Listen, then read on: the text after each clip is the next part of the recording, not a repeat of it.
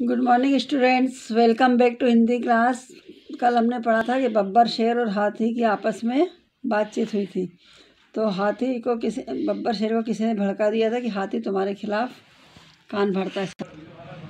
तो बब्बर शेर और हाथी की आपस में बातचीत हुई थी। लोगों ने कहा था कि हाथी अपने आप को बहुत पहलवान समझता है, तो उन्होंने कहा था कि चलो अपन सब मिलकर बात करते। तो सब लोग बब्बर शेर के पास पहुँचे थे। तो उन्होंने वहाँ जाकर देखा कि हाथी ने अपने अखाड़े के बाहर लिख रखा था, हाथी पहलवान सबसे बलवान। तो शेर ने बोला था कि तुमने मुझे क्या बुद्धू समझा कि मैं तुमसे ताकतवर हूँ, कि तुम भारी होना ताकतवर नहीं होता है। फिर उसने कहा था कि चलो अपन दोनों कुश्ती कर लेते हैं। हाथी ने शेर से बोला था। तो शेर के लगा तू मुझे हराएगा, मुझे नीचे दिखाएगा। फिर लोमड़ी ने उसके बोला कि तुम ये मोटू हाथी कुश्ती में भारी पड़ जाएगा, इसलिए ऐसा करो, इसके साथ आप रस्सा कसी का खेल खेल लो। तो उन्होंने कहा कि चलो रस्सा कसी का खेल खेलते। तो इसके लिए हाथी तैयार हो गया था। तो हाथी से बब्बर शेर ने बोला कि मेरी तरफ से बिल्ली सही गलत की जांच करेगी और तुम्हारी तरफ से बंदर। अब आगे शुरू करते हैं। जंगल में चहल पहल का वातावरण है, जगह जगह अनोखी रस्सा कसी, जंगल में दंगल के पोस्टर लगे हैं।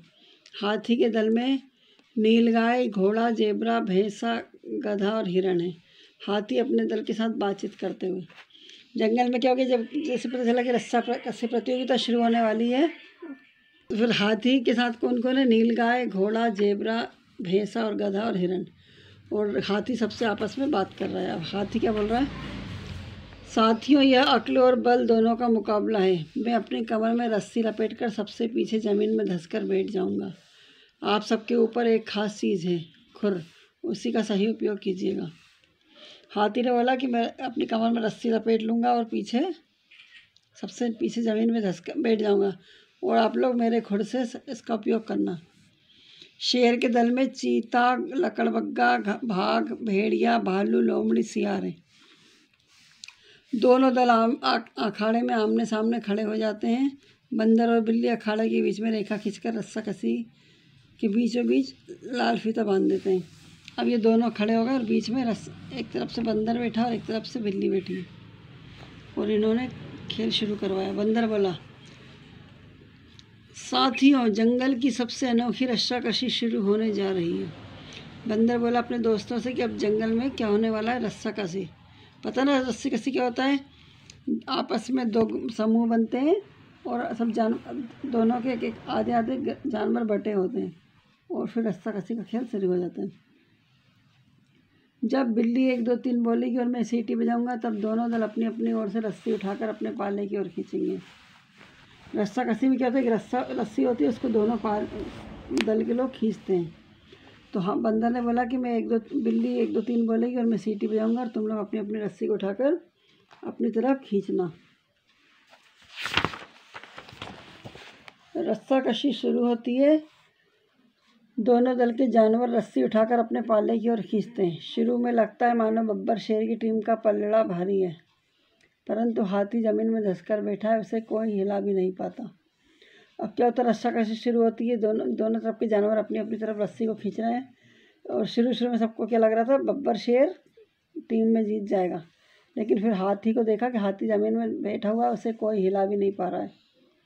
इतनी देर में शाकाहारी जानवर अपने अपने खुरों में रस्सी को फंसा लेते हैं और जोर लगाकर अपनी ओर खींचते हैं। तो मतलब खुर मतलब क्या होता है? पैर के जो नाखून होते हैं ना, उनको बोलते हैं खुर। तो इतनी देर में जितने भी हाथी की तरफ के शाकाहारी जानवर थे, सब अपने अपने पैरों में रस्सी फंसा लेते हैं और जोर लगाकर अपनी ओर खींचते हैं।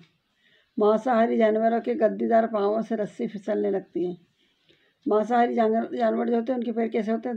गद्दीदार।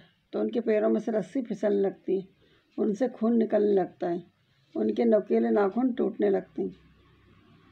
मांसाहारी जानवर के पैरों से रस्सी खिंचा करेगी तो उनके पैरों में से खून निकल रहा है और उनके नाखून टूटते जा रहे हैं। देखते ही देखते हाथी की टीम रस्सी अपने पाले में खींच लेती है। ये खेल चलते रहता है। इतने में क्या होता है कि हाथी की जो टीम होती है, रस्सी को अपनी तरफ खींच लेती है। अन्य जानवर ताली बजाते हैं। तो मतलब हाथी के साथ जो भी जानवर थे वो ताली बजाते हैं। बंदर और बिल्ली हाथी के दल को विजयी घोषित करते हैं।